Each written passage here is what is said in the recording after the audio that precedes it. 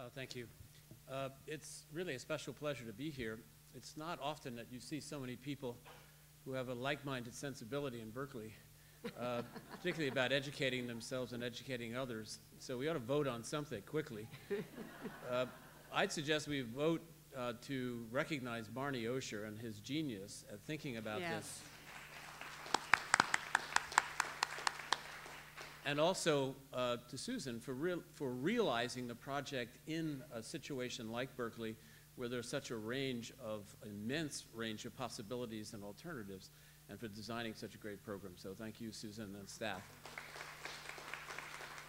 The course that I will teach focuses on one novel, Edith Wharton's exquisite novel, The House of Mirth.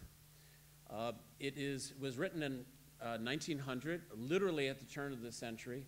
And it signals, in many respects, the shift from the 19th century conception of women into the early 20th century conception of women. We will begin the course, in order to give people an opportunity to settle into it, we'll begin the course by spending the first, good portion of the first session establishing a socio-cultural context. And I'll use ads as the primary focus for doing that, and I'll also sketch in something about the historical context as well.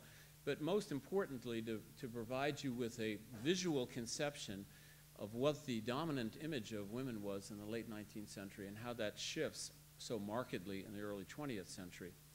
And then we are going to dive into, settle into, slide into, wiggle into the pleasures, the exquisite pleasures of reading this novel. This is not a course in speed reading. This will be a course in reading in slow motion, if anything.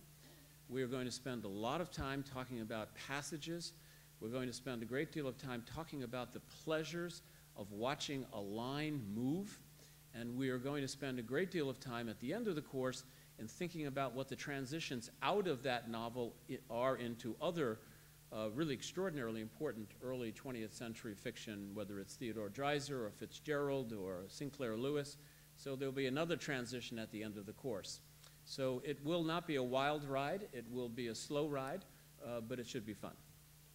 Great. Don, thank you.